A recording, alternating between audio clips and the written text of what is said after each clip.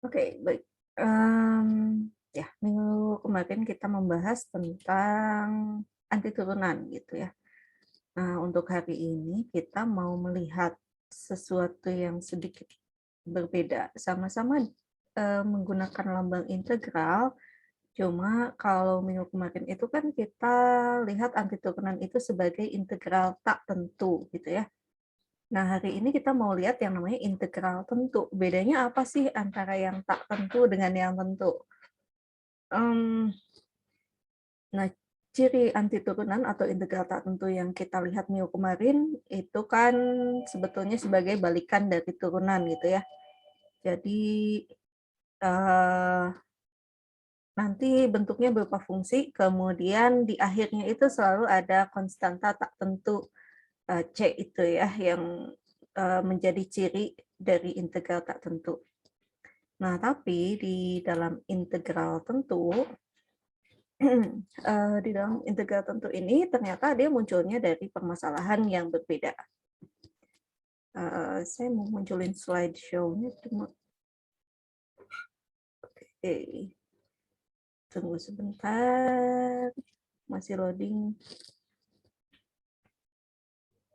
Ya, tampilannya udah berubah ya, jadi yang full screen? Udah, oke. Ya, jadi konsep integral tentu sendiri ini ada beberapa versi gitu ya, dari definisinya. Ada yang namanya integral Riemann, ini yang paling umum digunakan. Kemudian integral yang lebih jadulnya itu integral Daniel. Terus kalau yang bentuknya lebih canggih, itu ada integral Lebesgue.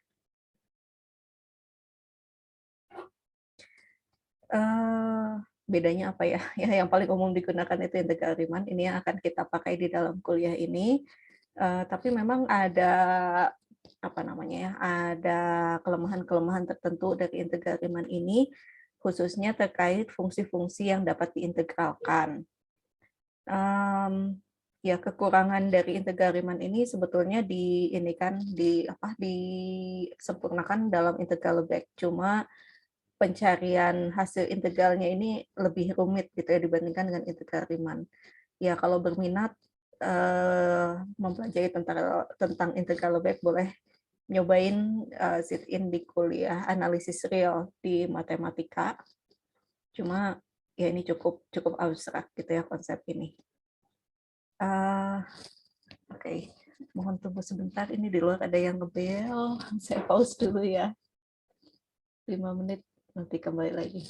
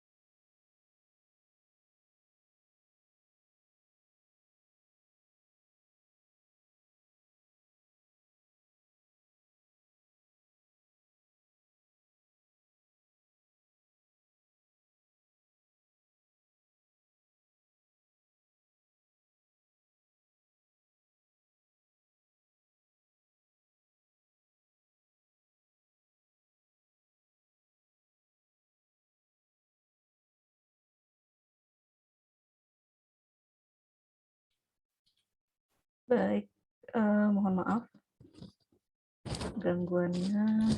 Kita lanjutkan lagi. Oh, kok jadi ke sini ya?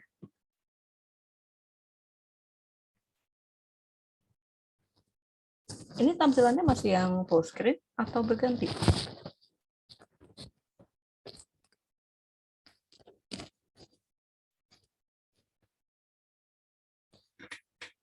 Ini tampilan share screen-nya yang mana ya?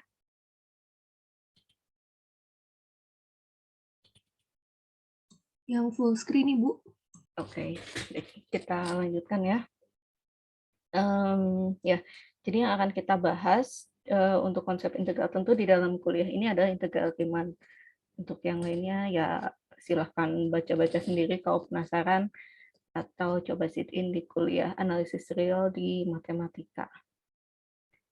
Nah, apa sih yang namanya dimaksud dengan integral tentu? Jadi kalau integral tentu itu sebetulnya berbeda dengan antiturunan atau integral tak tentu dari segi konsep ya. Kalau kita ingat kembali minggu kemarin, antiturunan itu yang merupakan fungsi yang menjadi kebalikan dari turunan. Jadi kita mencari fungsi apa sih yang nanti turunannya itu adalah fungsi yang kita punya. Nah, tapi di dalam integral tentu ini munculnya adalah dari permasalahan menghitung luas daerah. Itu ya. Jadi ya merupakan konsep yang sangat berbeda gitu. Kalau yang sebelumnya ya itu merupakan apa ya? Kita hanya melihat dari segi fungsinya aja gitu ya. Kalau di sini sebetulnya muncul dari permasalahan geometri. Nah, seperti apa sih luas daerah yang dimaksud? Nah, tentu luas daerahnya tidak sembarangan gitu ya. Enggak tiba-tiba mencari berapa sih luas daerah Kota Bandung gitu, enggak gitu ya. Tapi dalam hal ini, kita memberikan daerah, dalam konsep geometri, gitu. Daerah yang dimaksud ini adalah, suatu, apa nih, ya wilayah yang dibatasi oleh, fungsi-fungsi tertentu, fungsi fungsi dan garis tertentu gitu ya. Kalau kita lihat di dalam contoh ini, daerah yang diarsir kuning ini adalah daerah yang dibatasi oleh garis Y sama dengan X plus 1, kemudian sumbu X, atau Y sama dengan 0 ya, sama saja. Kemudian juga dibatasi kiri dan kanannya oleh, dalam hal ini garis X sama dengan 0 dan juga X sama dengan 2 ya. Ini X sama dengan 0, ini X sama dengan 2, ini Y sama dengan, saya nggak bisa undo ya. Ini garis Y sama dengan 0 atau sumbu X dan juga garis X sama dengan, Y sama dengan X plus 1. Nah, tapi ini merupakan daerah yang cukup sederhana gitu. Kenapa? Karena ini bentuknya trapesium. Bagi yang masih ingat, cara menghitung luas trapesium itu bisa kita dapat dengan mengalihkan setengah dengan hasil penjumlahan sisi-sisi sejajarnya, yaitu A1 dan A2. Kemudian dikalikan dengan tingginya, tinggi trapesium. Ya.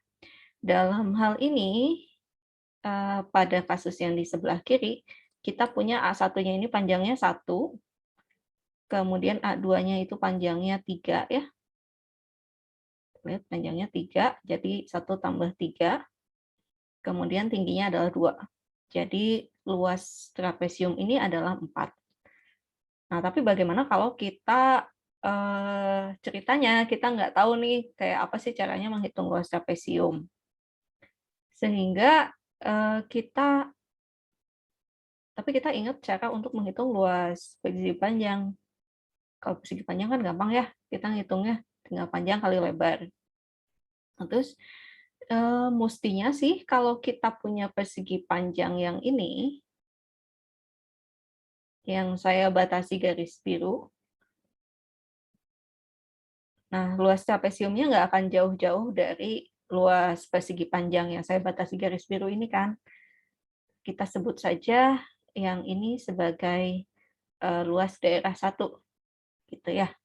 Nah, luas daerah 1 ini berapa sih hasilnya? 2 kali 3 ya? 6, gitu. Oh, tapi lebihnya cukup banyak. Kenapa? Karena ada ini, ada lebihan yang berbentuk segitiga yang ada di bagian atas trapesium.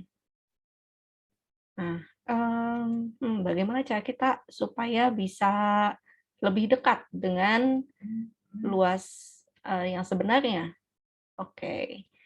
Gimana kalau kita potong 2? Apanya? Bangun ya? Ya.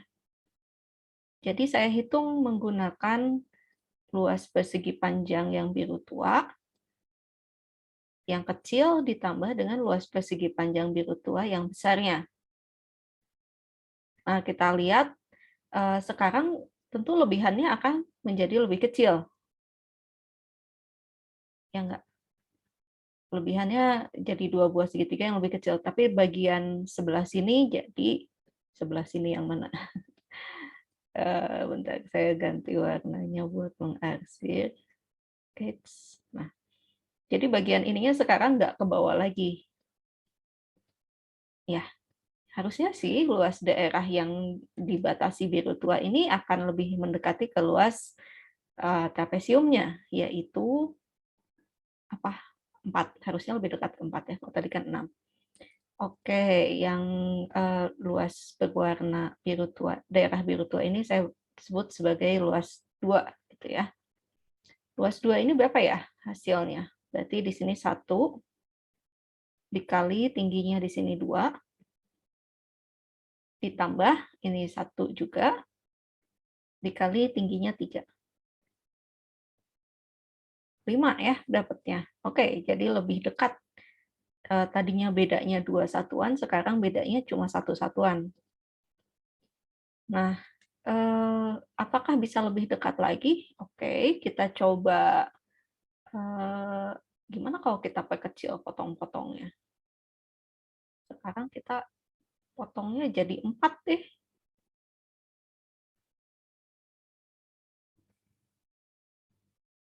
Nah, jadi kita punya seperti ini. Sekarang kita punya luas daerah yang dibatasi oleh garis hijau.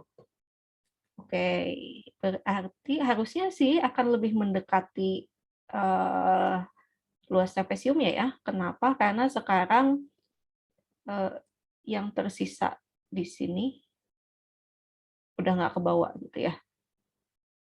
Lebihannya sudah lebih kecil lagi. Oke, berapa ini luasnya? Baik, saya beri nama yang ini katakanlah luas 3 gitu ya, yang berwarna hijau. Ini kita sebut sebagai luas 3. Luas 3-nya hasilnya berapa nih? Ini berarti di setengah ya. Pada saat X setengah, Y-nya berapa sih? Setengah tambah 1. Di sini berarti nilainya 3/2 ya.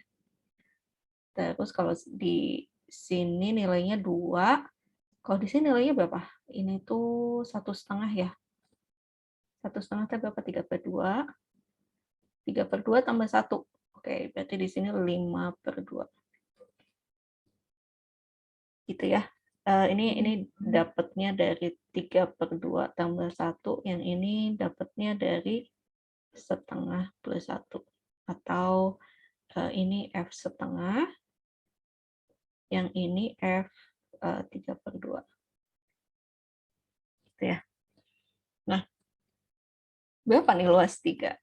Oke, kita coba hitung. Saya hitung ke sebelah sini ya.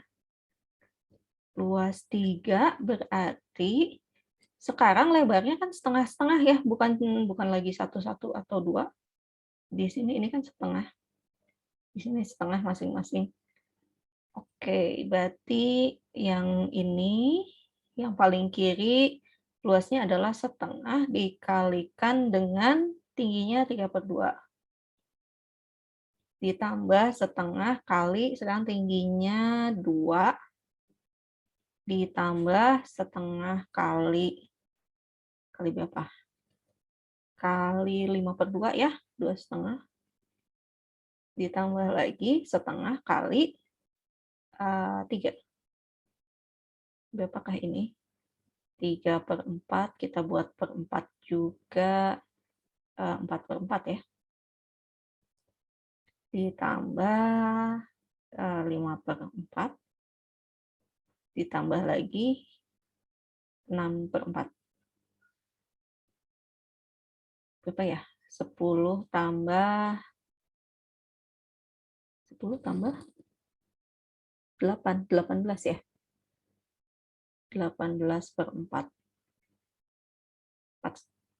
setengah. Oke, jadi lebih dekat ya kalau tadi, pada saat nggak kita bagi gitu luasnya 6, kalau dibagi 2 luasnya 5, dibagi 4 luasnya jadi 4,5, semakin lama semakin turun, jadi mendekati ke nilai 4. Dengan logika yang sama berarti kalau kita bagi, lagi gitu ya, bagi dengan ukuran yang lebih kecil, saya pakai warna apa lagi nih? Ungu. Nah, berarti kalau dengan logika yang sama, kalau kita bagi menjadi ukuran yang lebih kecil, tentu, eee, luasnya akan semakin mendekati luas sebenarnya ya, yang luas trapesium itu. Ya nggak? Karena nanti semakin lama, eee, daerah yang tersisa, daerah lebihannya itu akan semakin kecil, ya. Nah, cara mendekati yang saya tunjukkan di sini, ini disebut pencarian luas menggunakan poligon luar.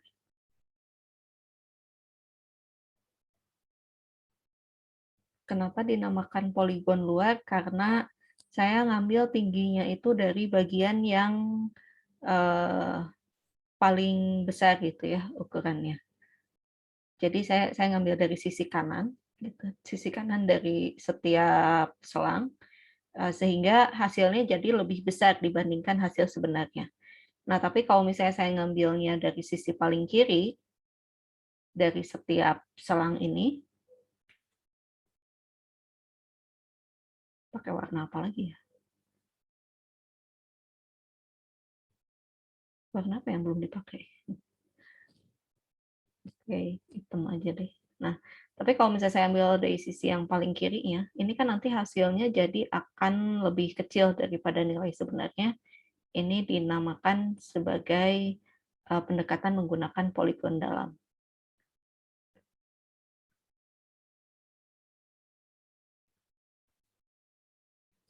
Nah, tapi kalau misalnya kita mendekatinya pakai poligon dalam, hasilnya akan lebih kecil dibandingkan hasil sebenarnya, dan pada saat kita perkecil selang-selangnya, dia nilainya akan semakin membesar dan mendekati nilai daerah yang sebenarnya.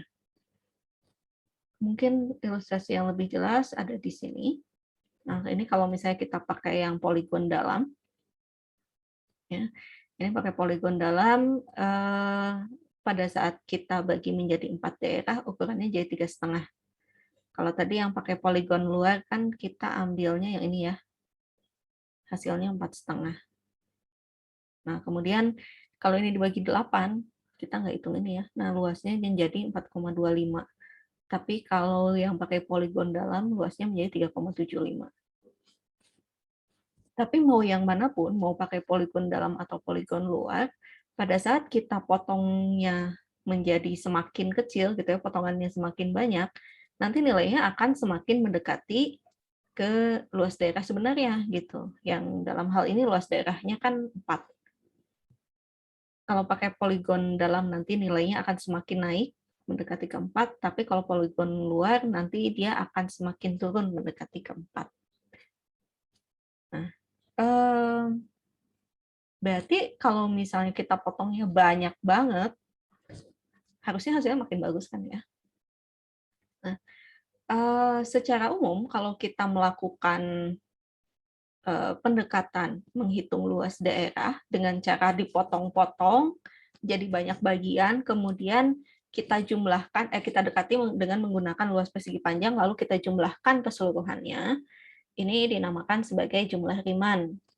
Gitu. Jadi kalau misalnya kita punya batas atasnya itu fungsinya bukan fungsi linear sih, tapi sembarang kurva gitu ya, sembarang kurva f.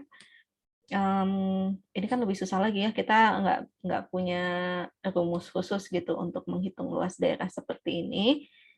Tapi kita tahu ada batas kiri kanannya, kemudian dia berada di atas sumbu X, dan batas atasnya adalah kurva F. Ini boleh kita potong-potong, kemudian berarti nanti dan didekati dengan luas persegi panjang. bagian bawahnya ini tentu kan hasilnya delta X gitu, yang kita dapat dari batas kanan dikurangi batas kiri, terus dibagi berapa jumlah potongannya. Delta X-nya ini bisa kita tulis sebagai B min A dibagi dengan N buah.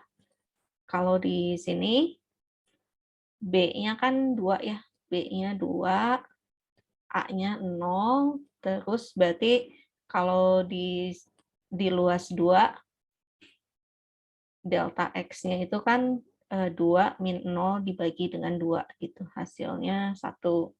Kalau yang ini delta X-nya 2 min 0 dibagi berapa bagian ini? 4 bagian ya, jadi setengah. Ini ada perkalian dengan setengahnya.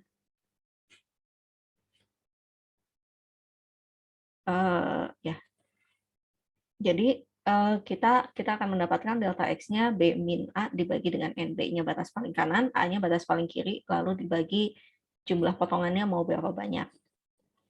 Kemudian tingginya apa? Tingginya kita ngikutin tinggi fungsinya. Boleh pakai yang paling kiri atau boleh pakai yang paling kanan. Boleh juga kalau mau yang tengah-tengah, ini nggak masalah juga gitu ya. Tapi kita lihat berarti nanti tingginya sih akan mengikuti nilai fungsi yang ada di dalam selang-selang kecilnya ini. Kita sebut saja pada selang pertama nilainya fxi, pada selang kedua nilainya fxi plus 1 dan seterusnya. Terus kita jumlahkan dan jadinya kita akan mendapatkan jumlah Riemann yang bentuknya secara umum seperti ini, yaitu sigma i 1 sampai n fxi dikalikan dengan delta x. Nah, terus kita pengennya yang sehalus mungkin potongannya biar nilainya bagus banget mendekati luas sebenarnya. Jadi kita buat delta X-nya sekecil mungkin. Dalam artian apa? Oh, supaya delta X-nya ini sangat-sangat kecil, N-nya kita buat banyak banget potongannya. Mendekati tahingga gitu. Dan kita akan dapatkan formulasi integral Riemann yaitu integral A sampai B fx dx. Ini adalah limit n menuju tahingga dari sigma i sampai n fxi delta x. Nah, formulasi ini disebut formulasi integral Riemann. Oke. Nah, definisinya tentu di sini ada syarat-syarat tertentu yang harus dipenuhi supaya kita dapat menghitung menggunakan integral Riemann. Yang pertama, fungsi f-nya ini harus mulus ya, jadi harus fungsinya itu kontinu. Kemudian berarti nggak boleh bolong-bolong gitu, mesti cantik bentuknya dan apa? Mesti berhingga juga. Ya. Jadi f-nya harus kontinu, kemudian ada batasnya juga tertentu ya dari A sampai B, nggak boleh tahingga juga batasnya. Kemudian ya integral Riemann kalau kita pandang sebagai luas daerah, fx-nya itu harus ada di atas sumbu x. Kalau ada di bawah sumbu x, nanti luasnya jadi negatif gitu ya. Nah, ya kita lihat jadi bentuknya integral Riemann itu formulasinya seperti ini. A dan B-nya disebut sebagai batas integrasi, fx-nya sama seperti minggu kemarin disebutnya apa? Integran ya. Dx-nya diferensialnya, ini menunjukkan kita mengintegralkan terhadap variabel apa. Udah ya. Nah, jadi kalau fx-nya positif, di dalam selang A sampai B, selangnya selang tutup, jadi A dan B-nya ikut di dalam selangnya ya. Kemudian integral Riemann ini akan merepresentasikan luas daerah yang dibatasi oleh fx, sumbu x, dan juga selang A sampai B. Oke, ini definisinya. Nah, dari definisi ini ada beberapa hal yang menjadi konsekuensi dari integral Riemann ini. Pertama, kalau batas kiri dan kanannya sama, maka fx-nya, integral Riemann-nya menjadi 0. Oke, saya ganti screen sharing-nya.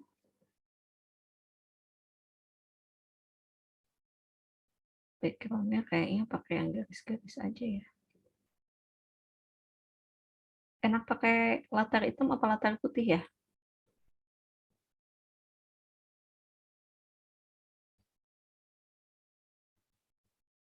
Ada request, mau belakangnya hitam mau belakangnya putih?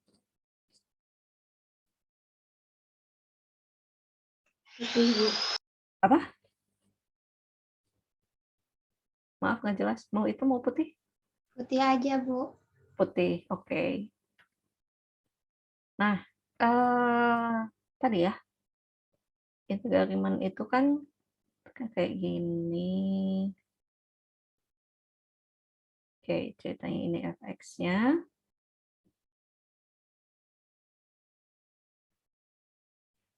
Tiba-tiba jadi tebal. Ya, ini A sampai B.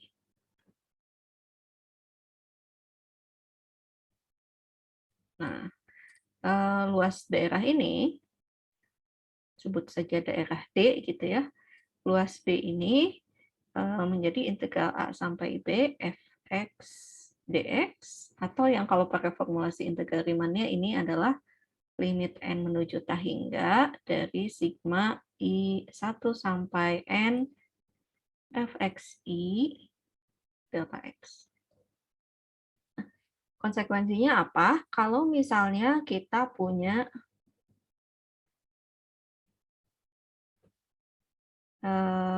ini fx-nya gitu ya, tapi A dan B-nya berimpit. Ini A sama dengan B gitu ya. Akibatnya apa kalau seperti ini? Oke, berarti pada saat kita ngitung delta X ya, gitu ya. Kita mau potong berapa ini? Delta X itu kan nilainya B min A dibagi dengan N. Kalau B-nya sama dengan A, berarti ini A min A dibagi dengan N. 0 dibagi N, 0 dong, gitu ya. Akibatnya formulasi integral A sampai B fx dx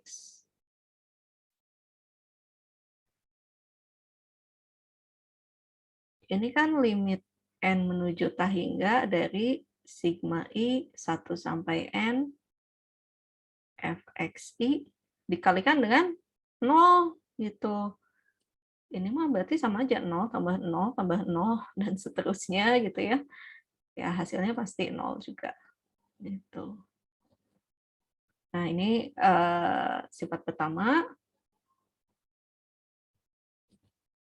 Saya kesusahan melihat kursornya di mana sebentar. Oke. Nah, akibatnya dari sini kita punya sifat konsekuensi pertama dari integral Riemann itu adalah integral dari A sampai A fx dx. Ini hasilnya 0. Gitu. Terus konsekuensi yang kedua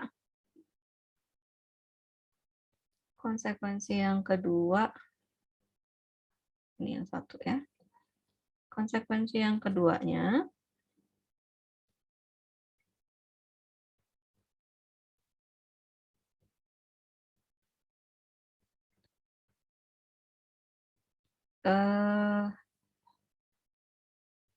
ini fx, sekarang A dan B-nya berbeda gitu ya. A sampai B. Nah, kalau misalnya batasnya dibalik,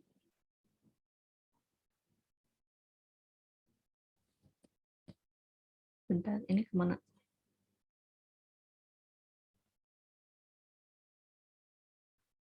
Tuh.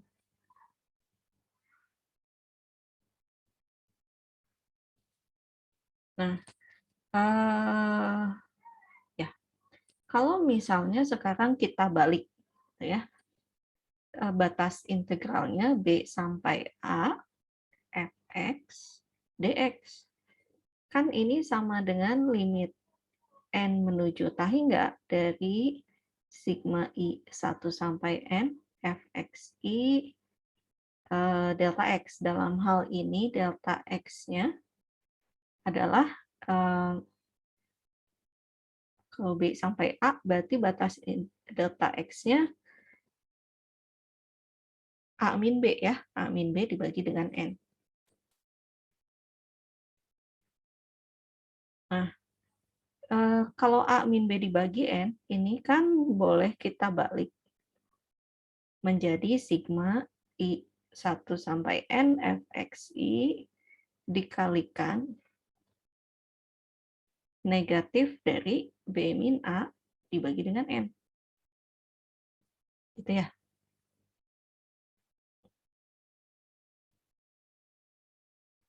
Nah, terus gimana? Oke, kalau dari sifat deret negatifnya boleh pindah keluar kan ya?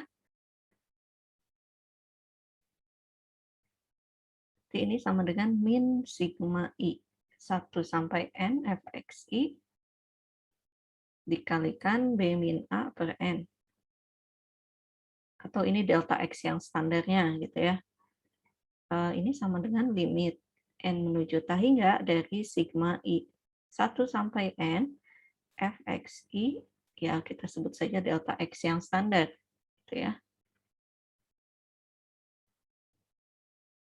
Nah, jadi gimana? Jadi ini kan menjadi formulasi integral yang standar gitu. Ini menjadi negatif integral A sampai B Fx dx. Oke, jadi konsekuensinya kita punya integral B sampai A Fx dx ini sama dengan negatif dari integral A sampai B Fx dx. Gitu ya. Jadi kalau kita balik batasnya, nilai integralnya menjadi negatifnya. Kemudian konsekuensi yang ketiga, kalau kita ganti namanya ya hasilnya akan sama aja gitu ya. Maksudnya gimana? Berarti kalau yang selanjutnya kalau kita punya di sininya sumbu X, sumbu Y, kemudian ini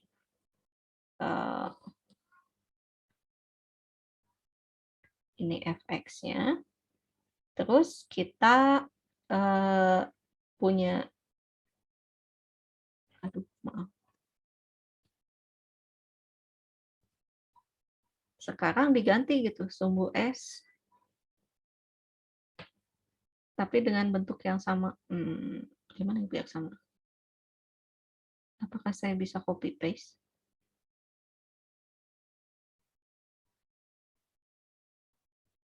Nggak bisa ya. Oke.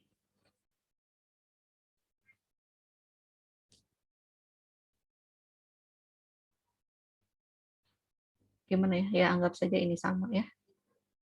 Ini Fs. Kemudian diberikan batas A dan B-nya sama gitu. Ini A, ini B. Ini A, ini B. Nah, berarti kan ini daerahnya sama gitu ya, asumsikan sama. Cuma bedanya ini namanya sumbu X, ya ini namanya sumbu S. Gitu.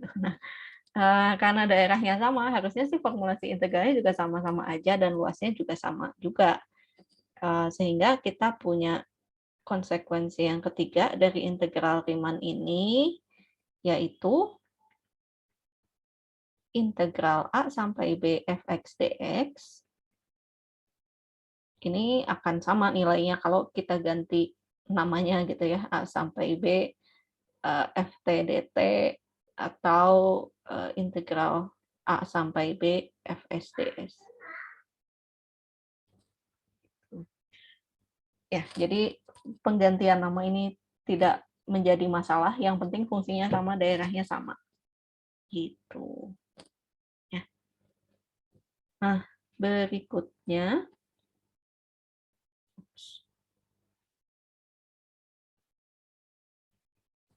saya kembali ke PowerPoint-nya.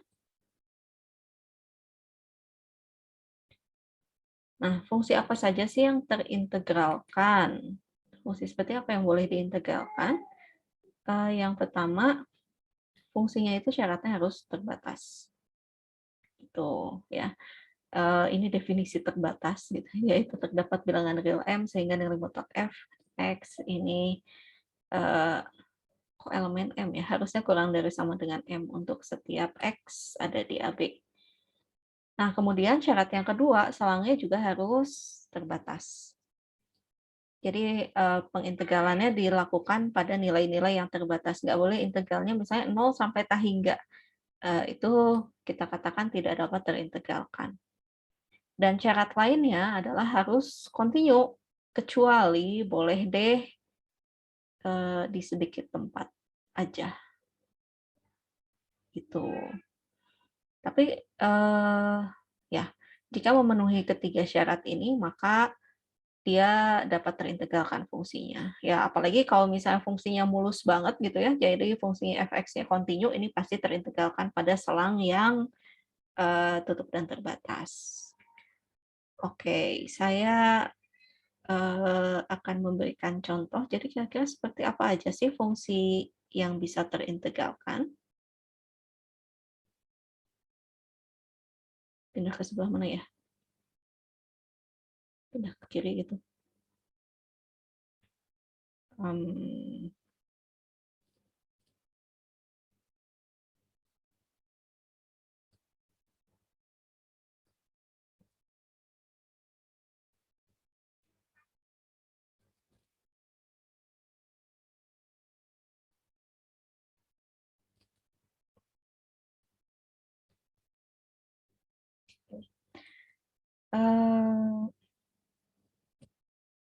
saya susah melihat kursornya.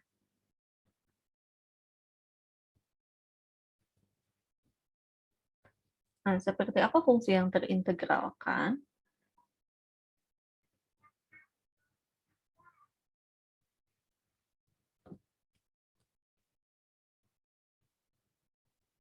Jadi ada 3 syarat ya. Yang pertama, fungsinya terbatas.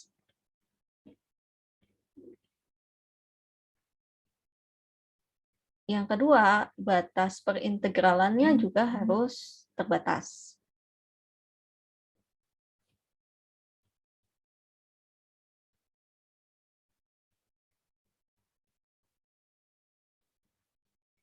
Pengintegralan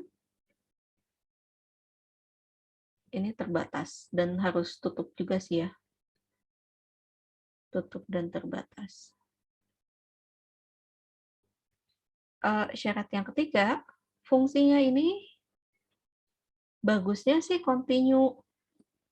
Tapi kalau nggak kontinu masih bisa sih asalkan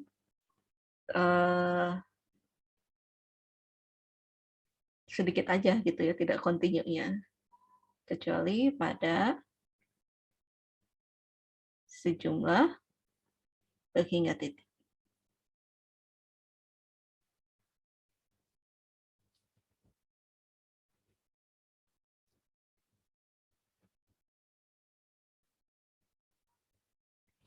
Gitu. Nah, jadi yang fungsi yang terintegralkan tuh kira-kira kayak gimana ya?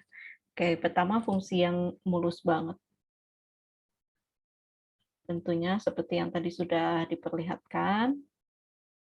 Gitu. Terus harus terbatas ya kiri kanannya. Gitu. Ini fx-nya. Jadi dalam hal ini continue, kemudian A dan B-nya berhingga. Gitu ya. Jadi ini contohnya yang fx continue, A dan B ini berhingga.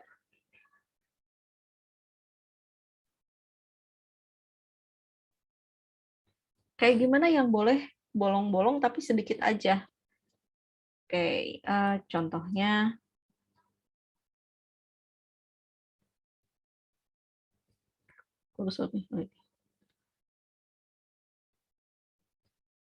Contohnya adalah kalau fungsinya kayak gini. Gimana? Bentar.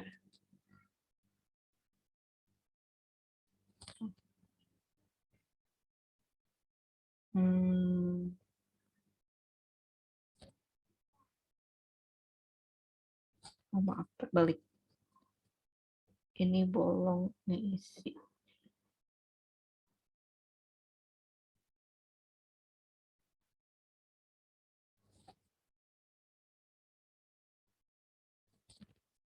Bentar, kok saya bingung ya. Saya bingung menentukan mana yang kosongnya, mana yang isi. Nah, kayaknya kayak gini ya. Jadi pada saat bentar, terbalik nggak? Kalau misalnya 0,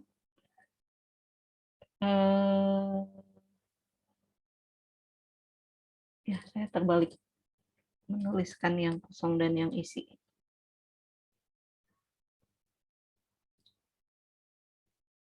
Ini betul yang ini.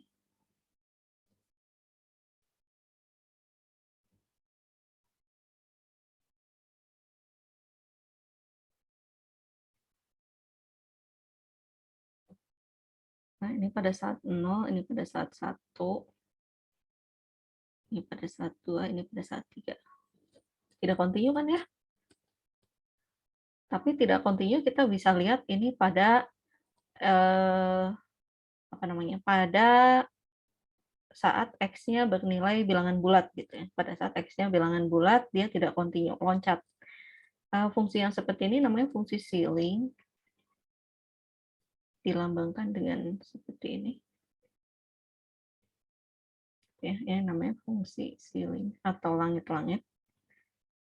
Jadi ini untuk setiap X yang ada di dalam selangnya dipetakan apa sih di nilai Y-nya adalah bilangan bulat yang lebih besar atau sama dengan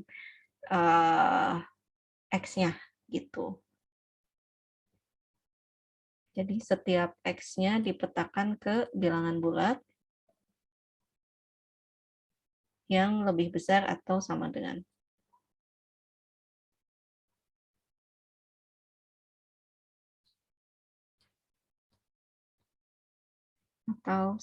X.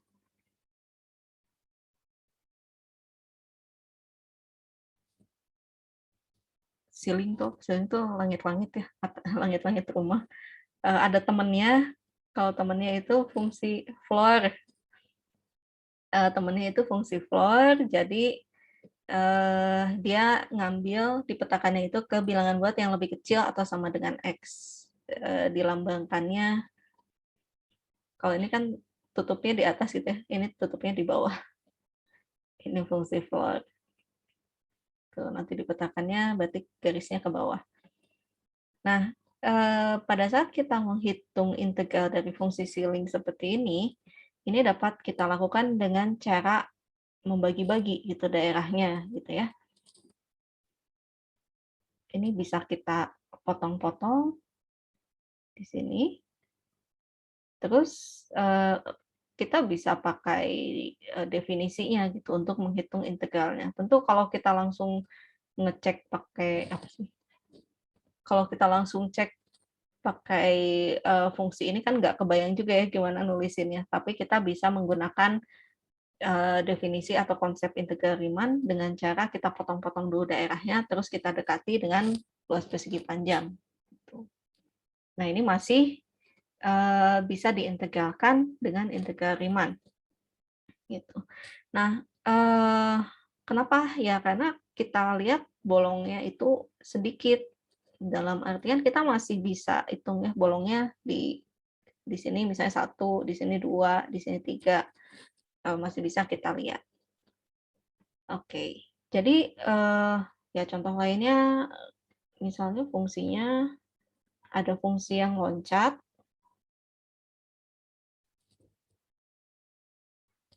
Misalnya kayak gini. Nah, loncat di sini.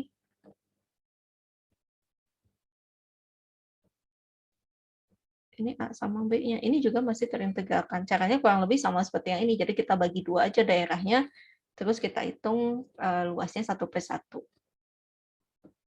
Nah, kalau yang tak terintegralkan, kalau kayak gitu, seperti apa bentuk fungsinya?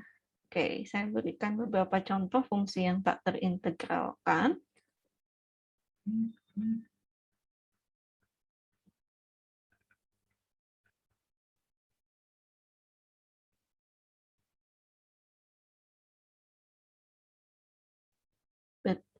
Oh ya, kalau fungsi terintegralkan, dia harus memenuhi ketiga syarat ini ya.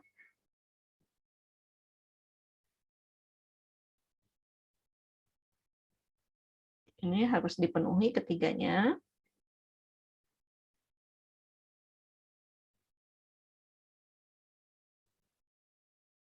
Nah, kalau ada salah satu syarat aja yang tak terpenuhi, maka otomatis dia akan tak terintegralkan, tidak bisa diintegralkan.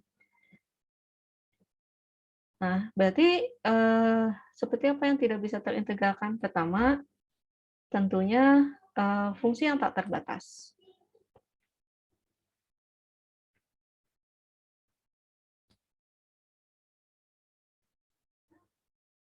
Paling mudah sih fungsi apa? 1/x ya. 1/x kan bentuknya kayak gini.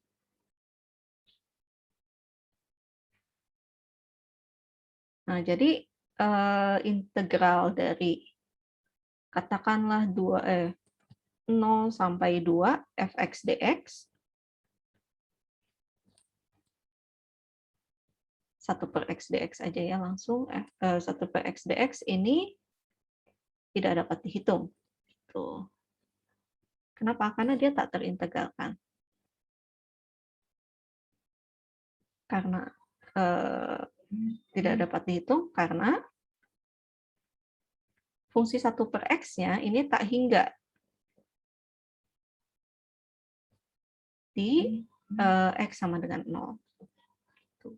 Ya, jadi meskipun ini selangnya tertutup sih dari 0 sampai 2 misalnya ya. Ini batasnya 0 sampai di sinilah 0 sampai 2. Tapi karena pada saat x sama dengan 0 nilainya dia menuju tak hingga gitu tak terbatas, maka integral 0 sampai 21/x dx ini tidak dapat kita hitung, tak terdefinisi integralnya ya. Nah, syarat yang kedua, bentuk yang kedua yang mungkin menjadi tidak terintegralkan, ini selangnya yang terbatas.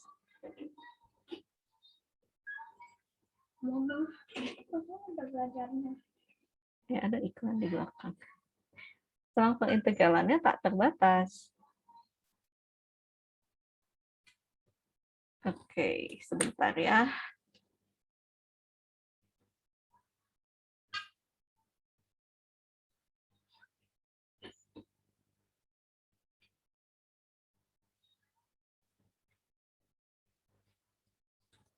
Cek password-nya, Kak.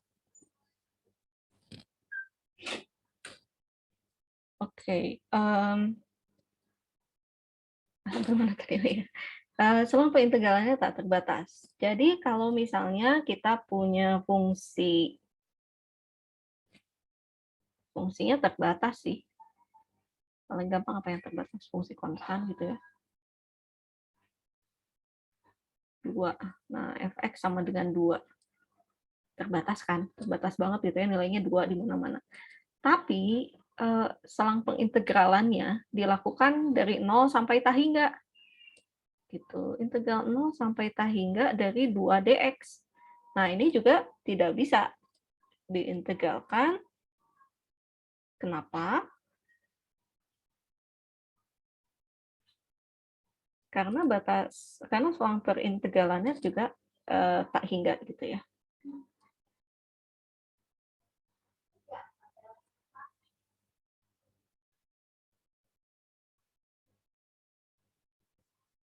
Ini tak hingga. Tak terbatas gitu ya.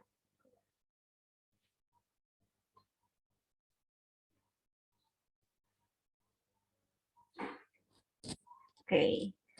Nah, terus ada lagi ya, atau kalau misalnya dibalik ya, integral minus tak hingga sampai 10 gitu. Nah, itu juga nanti tidak bisa diintegralkan karena selang pengintegralannya juga tak terbatas di bawahnya. Nah, satu bentuk lagi yang juga tak terintegralkan. Jadi syaratnya apa? Fungsinya continue kecuali pada sejumlah titik. Berarti kalau fungsinya tak continue tapi banyak banget gitu ya, tak continue-nya pada sejumlah tak hingga titik. Aduh, ini sinyal saya hilang. Kean kemana?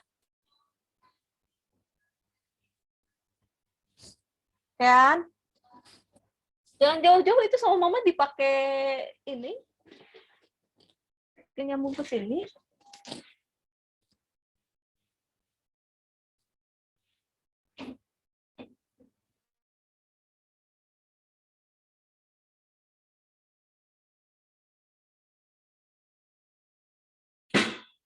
Mohon maaf, terputus sinyal internetnya, hilang. Saya lanjutkan ya. Tadi sampai mana?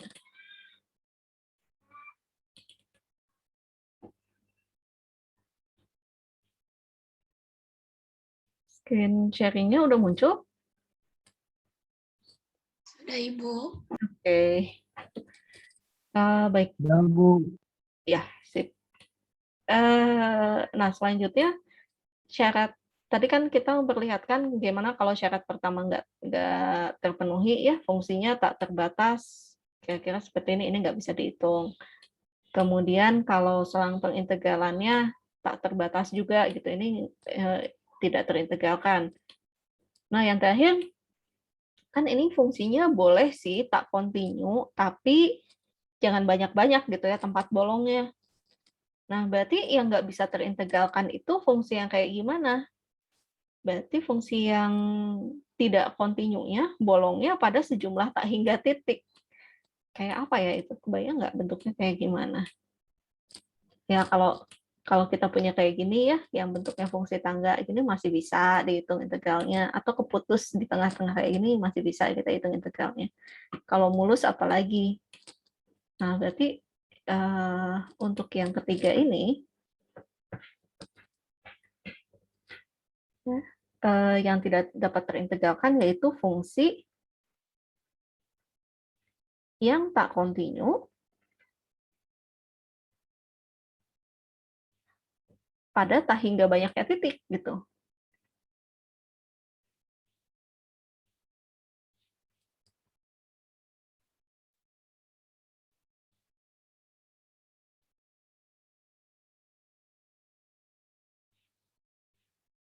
Kayak gimana ya ini fungsi? Mungkin bayangannya selama ini kalau fungsi kontinu ya kayak contoh yang di atas itu ya, tapi ternyata itu masih bisa terintegralkan. Saya nggak tahu ini pernah dapat nggak ya waktu K+1. Biasanya sih belum dimunculkan. Nah, contohnya adalah kalau fungsinya seperti ini, fx-nya bernilai 0 pada saat x-nya bilangan rasional, atau dibalik ya, lupa lah. Tapi nilainya 1 pada saat x-nya bukan bilangan rasional. Tuh. Nah, jadi bentuknya kayak gimana? Bentuknya seperti ada dua buah garis. Satu di x sama dengan satu di y sama dengan 0, satu lagi di y sama dengan 1. Tapi pada saat kita zoom gitu ya, garis ini,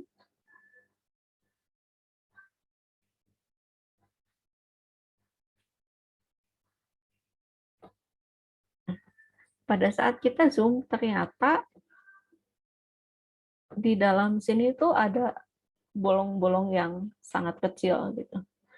Bentuknya satu bolong satu isi, satu bolong satu isi. Gitu. Kenapa ini terjadi? Karena kalau misalnya kita ambil dua buah bilangan rasional, kita dapat selalu menemukan sebuah bilangan irasional yang ada di antaranya. Dan juga sebaliknya, kalau kita ngambil dua buah bilangan irasional, kita dapat mencari bilangan rasional yang ada di antaranya. Sebagai contoh apa ya? Misalnya kalau kita punya akar 2 itu berapa ya? Misalnya antara 1,4 dan 1,5 ini kan rasional ya? Ya enggak, karena ini adalah 14/10 dan ini 15/10. Nah, tapi di antaranya kita dapat menemukan akar 2. Gitu. Akar 2 itu berapa? 1,4 sekian gitu ya. 144 berapa? Saya nggak ingat. Nah, jadi dan sebaliknya gitu, kalau kita ngambil misalnya antara sepertiga akar 2 dengan setengah akar 2, nah kita dapat menyelipkan sebuah bilangan rasional di antara sepertiga akar 2 dan setengah akar 2, itu yang irasional. Bentuk fungsi yang seperti ini ya tentunya nggak bisa kita integralkan secara Riemann ya, karena dia tak kontinu pada hingga banyaknya titik. Jadi kalaupun kita potong-potong, delta X-nya kayak apa ya? Delta X-nya udah mendekati delta X-nya 0 semua juga gitu, tapi ada nilainya fx-nya ya. Tapi nggak 0 juga. Kenapa? Karena selalu ada nilai di antara itu. Ya, jadi ini memang lebih rumit. Bentuk fungsi yang seperti ini tuh yang bisa diselesaikannya bukan dengan integral Riemann, tapi dengan integral Beck. Tapi kita tidak bahas di sini ya. Ini untuk menunjukkan fungsi-fungsi yang tak terintegralkannya seperti apa. Jadi kembali lagi, untuk fungsi yang terintegralkan harus memenuhi 3 syarat ini. Pertama, fungsinya terbatas. Yang kedua, selang pengintegralannya juga harus tutup dan terbatas. Dan yang ketiga, fungsinya harus kontinu, kecuali bolehlah bolongnya sedikit aja. Itu yang bisa kita potong-potong daerahnya, lalu nanti kita hitung sebagian-sebagian. Ya. Nah, seperti itu. Kita lihat lagi. Ups. Nah, oke, saya balik dulu ke yang tadi. Oke. Pada saat kita menghitung integral dengan menggunakan integral Riemann, ini kan agak sulit juga ya kita menghitung integralnya. Sebagai contoh, pada saat kita punya fungsi yang tadi yang mana ya? Yang di awal itu, Y sama dengan X plus 1, terus batas integralnya 0 sampai 2. Gitu. Nah, daerah ini, bagaimana kita formulasi integralnya? Oke, kalau misalnya kita ambil batas yang paling kanan, berarti kan kita ngitung limit n menuju hingga dari sigma fxi dikalikan dengan delta x. Ya. Dalam hal ini delta x-nya adalah fxi-nya. Berarti limit n menuju hingga dari sigma xi ditambah 1 dikalikan 2 min 0 dibagi dengan n.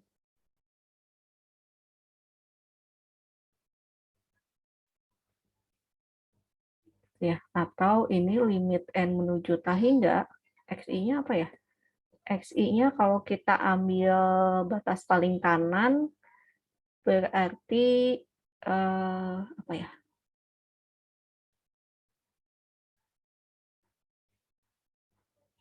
Kalau yang ini jadinya apa? Yang ini 2 min 0 dibagi n. 2 min 0 dibagi 2. Kemudian kalau dibagi 4 ini berarti 2 min 0 dibagi 4. Nanti yang selanjutnya 2 kali 2 min 0 dibagi 4. Dan seterusnya. Berarti xi-nya kayak apa ya? Xi-nya berarti 2 per n dikalikan i gitu. Kayaknya sih begitu. Tambah 1. Sigmanya saya lupa nulis. Terus kalikan 2 per n. Ribet kan ya ngelihat rumus ini, gimana cara kita ngitung limitnya n menuju t hingga sigma i sama dengan 1 sampai n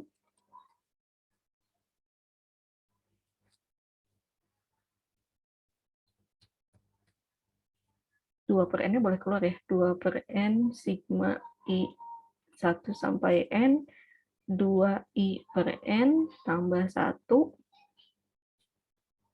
Jadi limit n menuju t hingga dari 2 per n kalikan 2 per n sigma i ditambah 2 per n. Pusing ya menyelesaikannya gimana. Ya, tapi intinya apa? Apakah ada cara lain gitu yang lebih mudah supaya kita bisa mendapatkan hasil dari integral Riemann tanpa kita harus menggunakan limit sigma? Ya, karena pada penghitungan deret, khususnya deret yang jumlahnya tak hingga, ini tuh bisa sangat-sangat rumit meskipun kita punya fungsi yang sebetulnya sederhana gitu ya. Ini kan sederhana x plus 1. Tadi juga kita bisa hitung pakai luas trapesium, tapi begitu dimasukkan ke dalam fungsi limit sigma-nya ini, ke dalam definisi integral Riemann, kok jadi rumit ininya gitu ya, perhitungannya. Apakah ada cara yang lebih mudah gitu supaya kita bisa mendapatkan integral Riemann? Nah, jadi kira-kira ada nggak ya hubungannya antara integral tentu, integral Riemann ini dengan integral tak tentu ya, atau arti turunan? Ya kalau kita lihat minggu kemarin pada saat kita mencari anti turunan tuh sebetulnya kan nggak terlalu rumit gitu ya. Untuk fungsi x plus 1 nih, anti turunannya kan setengah x kuadrat plus x plus c tentunya.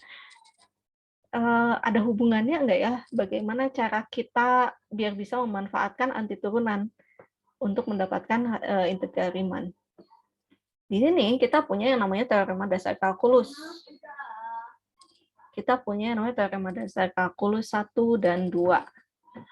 Teorema dasar kalkulus ini memberikan hubungan antara turunan dengan integral Riemann, dan juga memberikan hubungan antara integral Riemann dengan anti turunannya. Gitu. Ya, jadi awalnya kan suatu konsep yang berbeda gitu. Turunan itu apa gitu ya, kan di sini integral Riemann mah permasalahannya mencari luas gitu, sedangkan turunan dan anti turunan itu kan lebih ke manipulasi fungsinya. Nah, menggunakan teorema dasar kalkulus ini kita ternyata jadi bisa lihat bahwa dalam hal ini turunan dan juga integral Riemann akan saling menghilangkan gitu ya. Jadi kalau kita punya integral Riemann dengan batas a sampai x, fungsinya ft dt, kemudian kita turunkan terhadap variabel x, maka nanti turunannya adalah fx. Jadi seperti saling menghilangkan tanda turunan dan integralnya, hanya saja nama variabelnya jadi berubah gitu ya, menyesuaikan dengan batas atas dan juga turunannya. Contohnya, jadi kalau kita katakanlah punya integral dari min 10 sampai x 12 t kuadrat dibagi akar pangkat 3 t pangkat 4 gitu ya. dt. Terus kita cari turunannya terhadap variabel x, maka di sini hasilnya adalah 12x pangkat 2 dibagi akar pangkat 3 dari x pangkat 4. Gitu. Nah, kalau yang ini gimana? Yang ini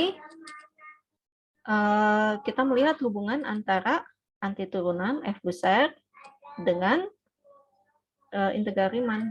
Ya, biasanya yang poin pertama ini nggak terlalu banyak kepake sih. Ini lebih ke pada saat kita mau mendefinisikan turunan-turunan fungsi tertentu gitu ya. Tapi yang akan lebih banyak kita pakai ini adalah bagian 2 dari teorema dasar kalkulus. Yaitu jika kita mengetahui anti turunan dari fungsi yang kita integralkan, maka integral tentunya adalah nilai anti turunan di batas atas dikurangi nilai anti turunan di batas bawah. Gitu. Oke, kita lihat contohnya. Jadi kalau misalnya kita punya integral fungsi 0 sampai 2 x plus 1 dx, itu ya yang tadi kita punya, yang kita punya apa daerahnya itu bentuk trapesium. Nah, berarti kan f kecil x-nya adalah x plus 1. Anti turunannya apa? Anti turunannya adalah integral x plus 1 dx. Integral dari x adalah x kuadrat per 2. Integral dari 1 adalah x plus c. Gitu. Nah, kalau gitu fb dan fa-nya apa? Berarti ini adalah f besar 2 dikurangi f besar 0. Ya. F besar 2-nya berapa ya? Berarti 2 kuadrat per 2 ditambah 2 plus C dikurangi 0 kuadrat per 2 tambah 0 plus C. Hasilnya jadi berapa ya?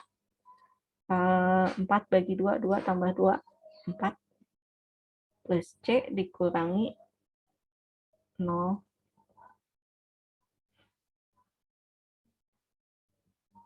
Saya salah tulis.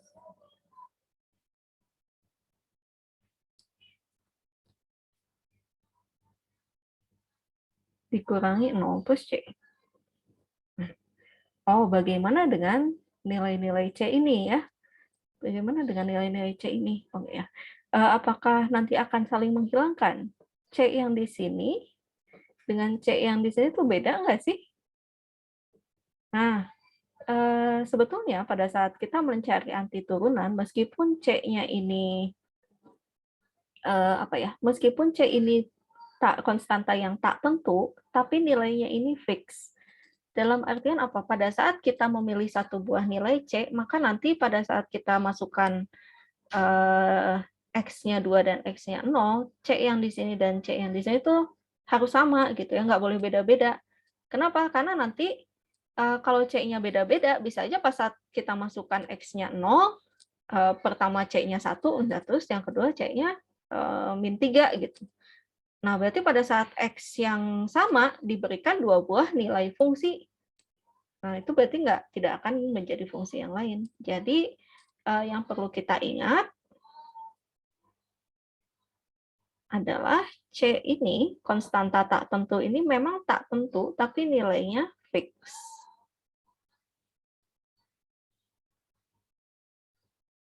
Ya, tapi nilainya fix. Jadi, di dalam satu fungsi dia tidak boleh berubah-ubah. Gitu. Jadi, gimana? Ya, fix gitu ya. Fix meskipun tak tentu. Nah, akibatnya, pada saat kita melakukan proses pengurangan ini, plus C yang di sini dan yang di sini akan saling menghilangkan.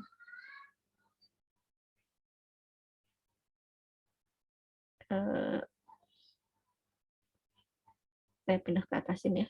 Jadi ini 4 plus C min C. C di sini dan di sini akan saling menghilangkan dan nilainya jadi 4. Makanya pada saat kita mengintegralkan, biasanya sih plus C di sini langsung diabaikan saja.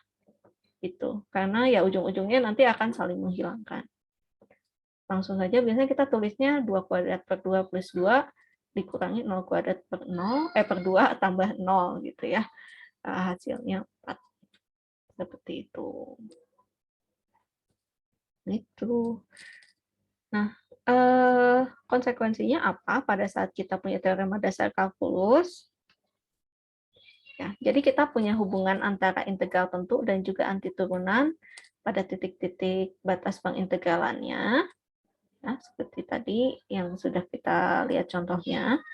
Kemudian pada saat panjang selangnya 0 atau batas atas dan bawahnya sama, fx-nya juga ini tidak akan berubah, hasilnya akan tetap 0. Jadi kalau misalnya kita pakai teorema dasar kalkulus, berarti ini kan f besar A dikurangi f besar A gitu ya. Nah, tentu ini hasilnya 0. Kemudian kalau posisi titik batasnya ditukar, tadinya integral A sampai B menjadi integral B sampai A. Nah, kalau kita lihat, ini kan berarti f besar B dikurangi f besar A. Gitu ya. Atau ini sama dengan negatif dari F besar A dikurangi F besar B. Atau ini negatif integral B sampai A fx dx. Gitu. Jadi sifat yang tadi menjadi konsekuensi dari integral Riemann itu tidak akan berubah dengan adanya teorema dasar kalkulus ini. Seperti itu. Sifat lainnya, nah karena dia melihat hubungan antara integral tentu dengan antiturunan, maka sifat-sifat antiturunan juga akan terbawa. Yaitu yang pertama, kalau ada perkalian dengan skalar, ini skalarnya boleh dikeluarkan dulu. Gitu ya, baru kita hitung integral tentunya dulu. Kalau sudah, baru dikalikan dengan skalarnya. Sifat lainnya, ini ya, sifat linier, bentuk penjumlahan. Jadi boleh kita integralkan satu per satu dulu, baru dijumlahkan hasilnya. Oke, saya akan perlihatkan lagi contohnya. Kita pindah ke sini dulu ya. Sebelah mana nulisnya? Sebelah sana aja.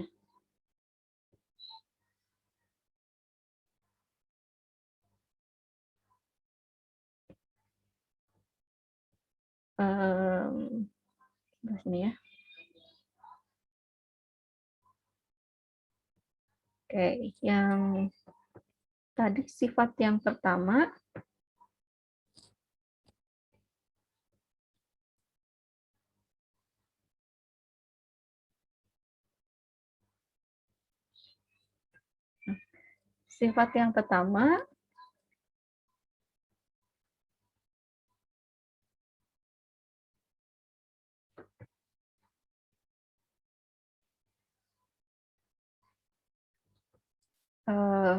apa tadi?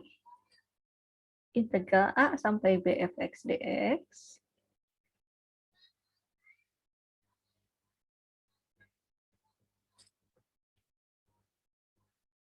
Ini sama dengan F besar B dikurangi F besar A. Dengan turunan dari F besar X F besar X ini adalah F kecil X. Jadi F besarnya adalah antiturunannya. Oke, contohnya tadi saya sudah berikan salah satu contoh yang menggunakan bentuk di awal ya, integral yang awal. Oke, kita coba lagi. Misalnya min 2 sampai 3. Apa ya? Akar pangkat 2 X pangkat 7 dx gitu, misalnya. Nah, berarti kan di sini F kecil X-nya adalah X pangkat 7 per 2 ya. Kita sederhanakan.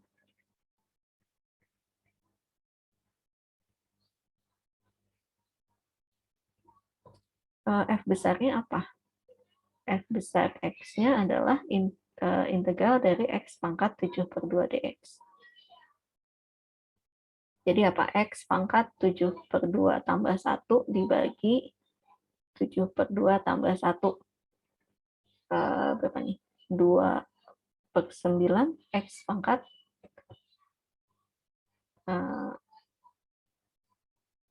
X pangkat 9 per 2. Terus C. Benar, kayaknya benar. Nah, jadi yang ini nilainya adalah F besar dari 3 ditambah, dikurangi F besar min 2. Kita substitusikan, hasilnya menjadi 2 per 9 kali 3 pangkat 9 per 2 dikurangi 2 per 9 kali min 2 pangkat, boleh nggak? Sebentar. Oh, nggak boleh ya? Kenapa nggak boleh? Karena tak terdefinisi pada saat X-nya min 2. Ini ada bilangan negatif di bawah akar. Bentar, saya perbaiki dulu kalau gitu, soalnya jangan akar pangkat 2 tapi akar pangkat 3 biar boleh.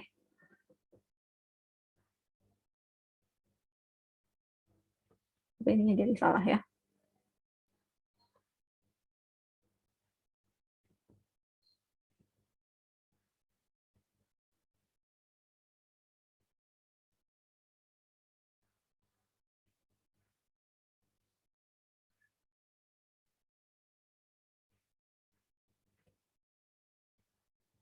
Oke, ini jadi pangkat.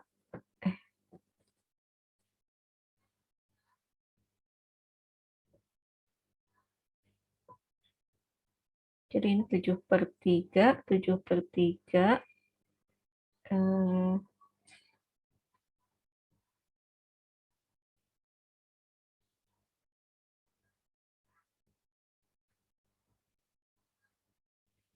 Oke, jadi ini X pangkat 7/31 dibagi 7/31 plus C. Berapakah ini? 10/3 ya, berarti 3/10 X pangkat 10/3 plus C. Jadi kalau ini kita substitusikan X-nya 3, nilainya adalah 3/10 kali 3/10/3 dikurangi 3/10 dikalikan min 2 pangkat 10/3. Plus C-nya nggak usah ditulis ya. Kita bisa abaikan dengan alasan yang tadi sudah saya jelaskan. 3/10 itu berapa ya? Berapa ya? 3/10. Ada yang bisa hitungin? Saya buka kalkulator dulu deh.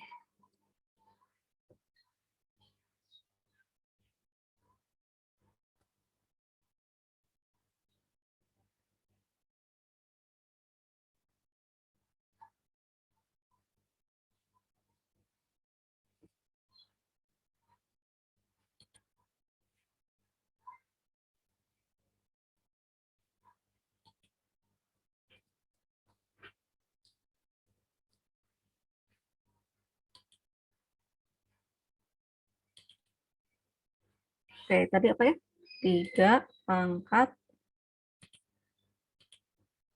3 pangkat berapa? 3 pangkat 10/3.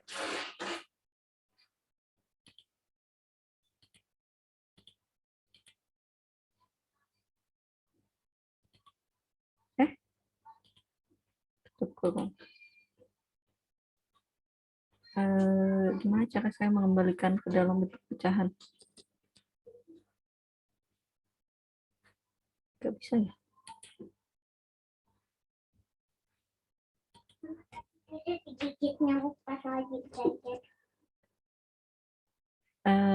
Ya segini. 3,33 kita ikuti saja. Mana kok hilang?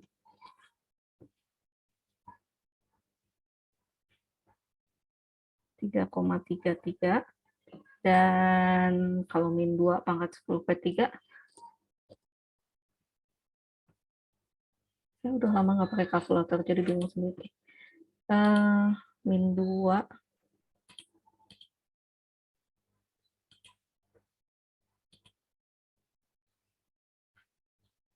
kok 3 pangkat min 2 ya? Gimana cara hapusnya? Oke, min 2 pangkat 10 dibagi 3.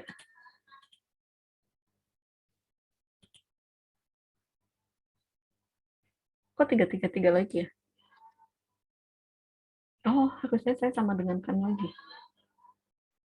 Berarti tadi salah ya. Ini 10,08. Betul, 10,08.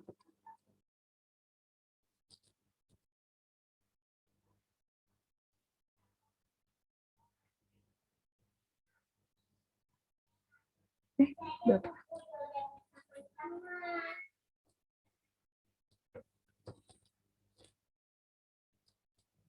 Sebenarnya kemana ya? Oh, ini dia. 10,08. Yang tadi harus saya perbaiki dulu ya. 3 pangkat 10 dibagi 3.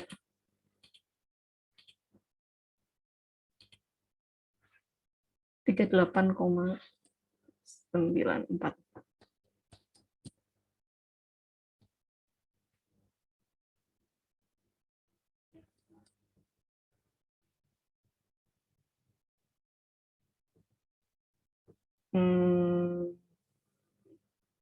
Kalau dikurangi berarti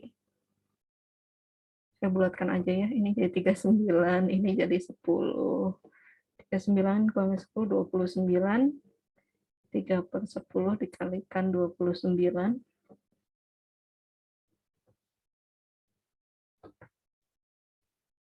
Berapa ini? 87 bagi 10 sekitar 8,7 ya. Mudah-mudahan nggak salah hitung. Tolong dicek kembali perhitungannya. Oke, kira-kira seperti ini sifat integral tentu yang pertama. Jadi kita bisa memanfaatkan anti turunan untuk menghitung integral tentu. Kemudian sifat integral tentu yang kedua adalah apa?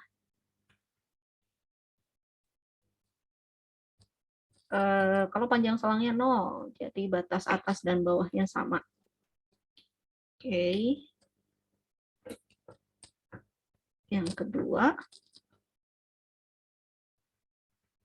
integral dari A sampai A, fx dx pasti sama dengan 0.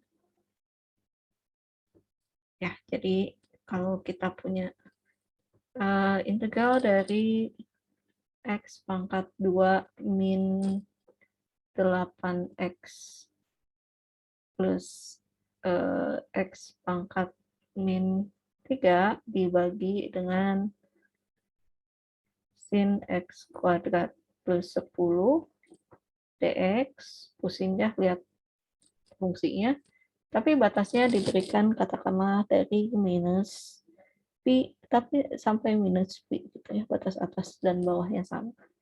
Jadi tidak perlu dipikir bagian dalamnya apa, langsung ini dengan melihat batasnya kita bisa dapat simpulkan hasilnya adalah 0. Kemudian sifat yang ketiga, kalau kita balik ya batasnya, integral A sampai B fx dx ini sama dengan negatif integral B sampai A fx dx. Jadi kalau misalnya kita punya fungsi yang sama seperti di atas, integral apa tadi ya yang di atas? Akar pangkat 3 dari x pangkat 7.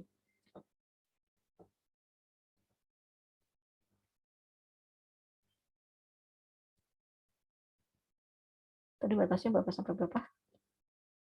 Min 2 sampai 3 ya. Tapi batasnya dari 3 sampai min 2. Nah, ini sama dengan negatif integral min 2 sampai 3 akar pangkat 3 dari x pangkat 7 dx. Nah, ini kan kita udah tahu hasilnya sekitar 8,7, berarti ini nilainya negatif 8,7. Gitu. Sifat selanjutnya,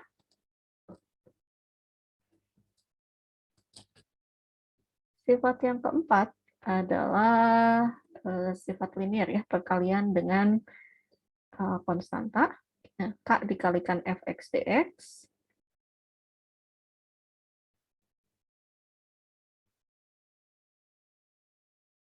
dikalikan fx dx dengan batas A sampai B, ini boleh kita keluarkan dulu konstantanya, K kalikan integral A sampai B fx dx. Nah, contohnya, kalau misalnya kita punya integral 1 sampai 4 dari apa? Dari 3/17 X pangkat akar X deh, akar X dx. Nah, 3/17-nya boleh kita keluarkan dulu. 3/17 integral 1 sampai 4 X pangkat setengah dx, yaitu X pangkat setengah T apa? 3/17 dikalikan X pangkat 3/2, setengah tambah 1 ya, dibagi 3/2. Pastinya tidak perlu kita tuliskan batasnya. Batasnya mulai dari 1 sampai 4. Oke, jadi ini adalah 3/17 kalikan 2/3 kali 4 pangkat 3/2 dikurangi 2/3 1 pangkat 3/2. Jadi ini hasilnya apa ya? 3/17 4 pangkat 3/2 itu berarti 2 pangkat 3, 8 kali 2, 16/3 dikurangi 2/3. 3/17 dikalikan 16 kurangi 2, 14/3. Oke. Ini habis dibagi. Jadi hasilnya adalah 14/17. Gitu. Cukup sederhana ya. Sifat yang terakhir saya tulis ke sebelah sana.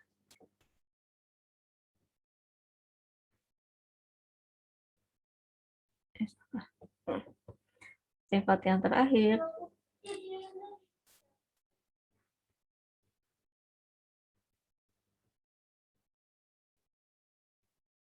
yang sifat penjumlahan ya.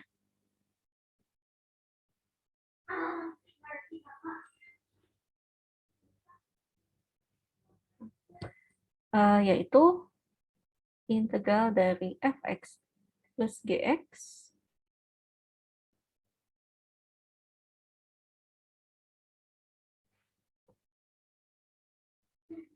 dx dengan batas a sampai b.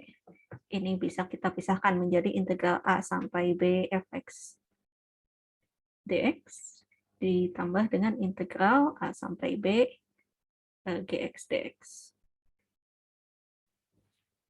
Oke, contohnya misalnya kita hitung integral pi per 2 sampai pi sin x plus cos x dx. Jadi ini sama dengan integral pi per 2 sampai pi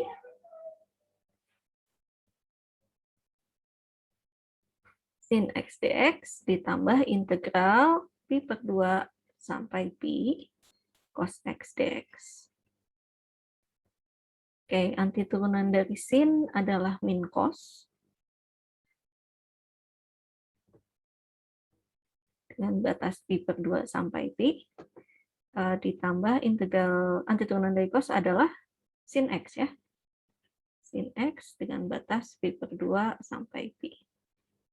Berapakah ini?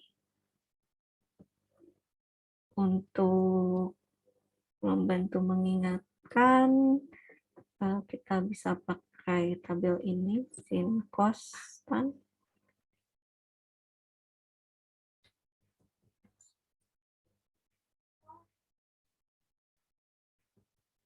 Kalau ini 0, pi per 2, pi 3 pi per 3 pi per 2, 2 pi. Nilainya ini 0, 1, 0, 1, 0, tak hingga 0, 1, 0, 1, 0, tak hingga 0, 1, 0. Yang ini min, min, min. Oke, jadi kursornya kemana? Oh, ini dia.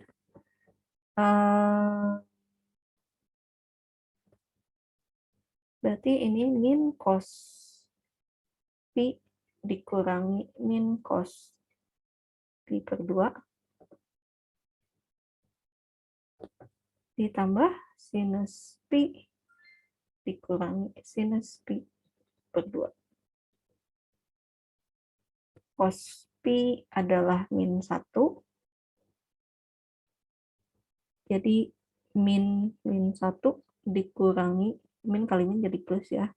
Cos pi per 2-nya 0.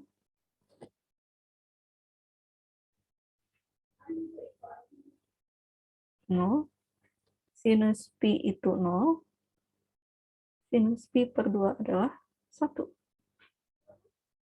Jadi 1 kurang 1. Gitu. Oke.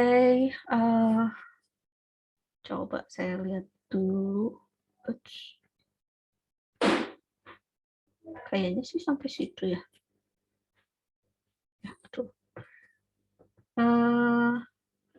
Ada yang mau ditanyakan dulu sampai sini? Ada pertanyaan? Ada yang bingung?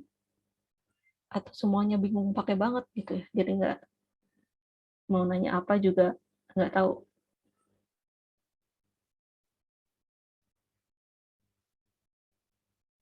Gimana? Ada pertanyaan?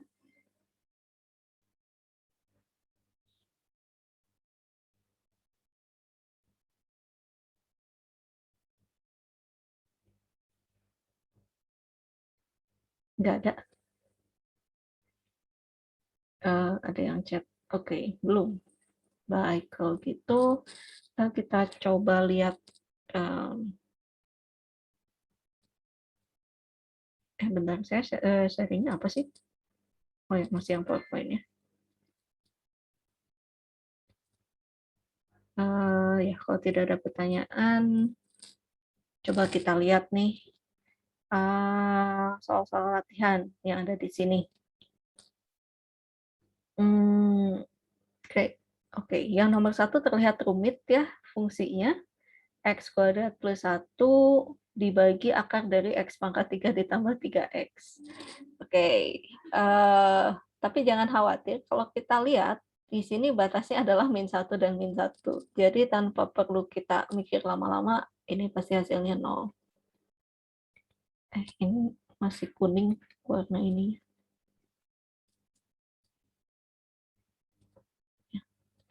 Ini nilainya pasti 0. Tuh.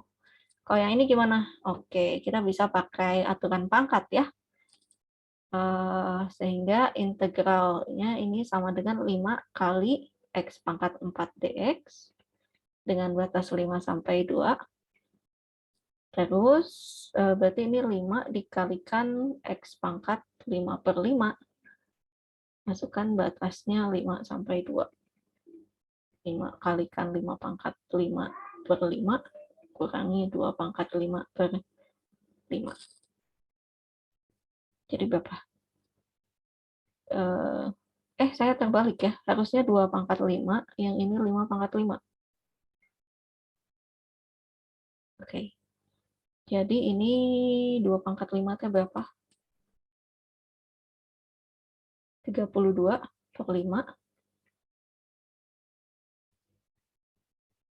5 pangkat 5 berapa ya?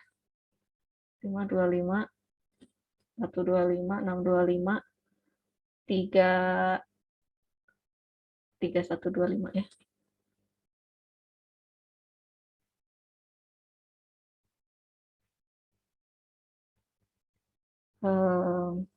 Ya, berarti negatif 3093. Tolong dicek kembali ya. Terus yang ini ya bisa silahkan dicoba hitung sendiri, nanti substitusikan X-nya min 1 dan 0. Boleh pakai kalkulator, tapi kalau enggak pun tulis aja sebagai sin 1 gitu ya, atau sin min 1. Nah, yang nomor 2 ini kan menggunakan teorema dasar kalkulus, tapi yang bagian 1. Jadi ini mencari ddx dari integral 1 sampai x 1 per t kuadrat plus 1 dt. Nanti ini akan saling menghilangkan sehingga hasilnya adalah 1 per x kuadrat plus 1.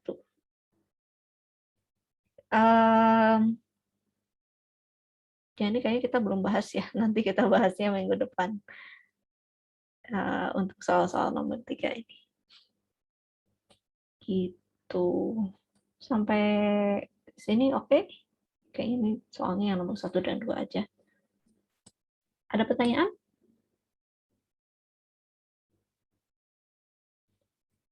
Masih cukup mudah, mudah-mudahan ya. Kalau nggak ada yang nanya, saya mau ngasih contoh pengerjaan untuk tugas minggu ini.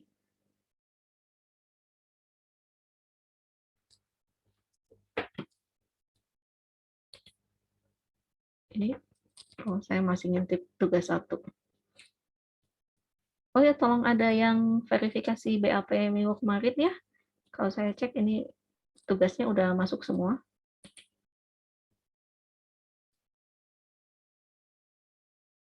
Bentar. Ya, tugasnya masuk semua. Baru 1 orang yang saya periksa. Dan nilainya 100. Kita lihat tugas 2.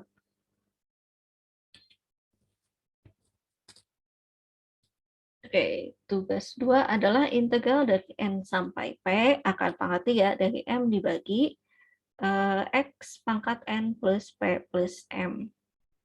Oke, kita coba kerjakan.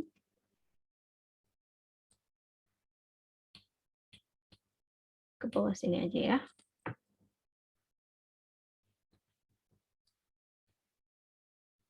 Oke, kita beri batasan. Nah, contoh pengerjaan tugas 2.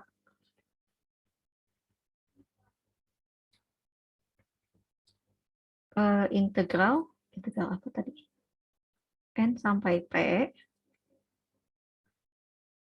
akar pangkat 3 dari M dibagi X pangkat N plus P plus M dx. Oke, pakai NPM apa nih? Misalnya NPM-nya 1, 2, 3 gitu ya. Jadi ini N-nya 1, P-nya 2, M-nya 3. Ada yang NPM 123? Oke, jadi di sini N-nya 1, P-nya 2, terus akar pangkat 3 dari M-nya 3. 3 dibagi X pangkat 1 tambah 2 tambah 3 dx. Jadi ini sama dengan integral 1 sampai 2 akar pangkat 3 dari 3 per X pangkat 6 dx. Atau ini adalah integral 1 sampai 2 akar pangkat 3 dari 3 dikalikan dengan X pangkat min 6 per 3 dx. Atau integral 1 sampai 2 akar pangkat 3 dari 3-nya boleh kita keluarkan dulu. Ini X pangkat min 2 dx. Ya, jadi ini adalah akar pangkat 3 dari 3 dikalikan X pangkat min 2 tambah 1 adalah min 1 dibagi min 1. Masukkan batasnya 1 sampai 2. Jadi apa? Akar pangkat 3 dari 3 kalikan min 1 per 2 dikurangi min 1. Jadi akar pangkat 3 dari 3 kalikan setengah.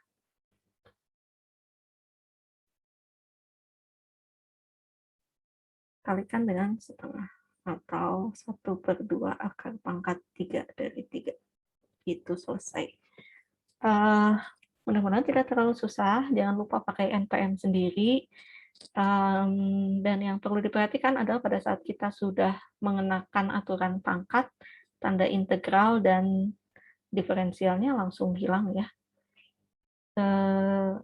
Saya belum cek keseluruhan dari kelas ini, cuma waktu saya cek di kelas C, ada pada bagian ini gitu ya. Misalnya mau menghitung integral X kuadrat dx, Nah, terus pada saat sudah dikenakan aturan pangkat, ini kan 21 dibagi 21, tanda integral dan diferensialnya ternyata masih ada gitu ya. Nah, tentu ini jadinya kurang tepat. Gitu. Harusnya sudah hilang ya, tanda integral dan diferensialnya. Karena berarti ini sudah diintegralkan. Plus C-nya lupa. Gitu. Oke, ada pertanyaan untuk tugas ataupun materi hari ini secara keseluruhan?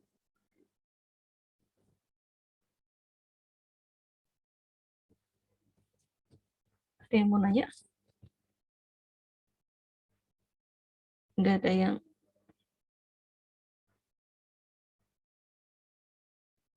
Masih memahami, Bu. Belum ada. Oke, masih memahami. Baik. Eh,